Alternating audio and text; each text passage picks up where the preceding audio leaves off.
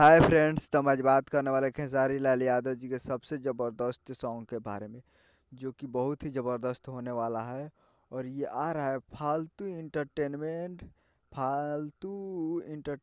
Bhojpuri YouTube channel पे, जो कि कल सुबह रिलीज होने वाला है 9 बजे। उसी सॉन्ग के बारे में बात करने वाले, जो कि आपको स्क्रीन के ऊपर दिखाई दे रहा है, जा कमाए रजाऊ।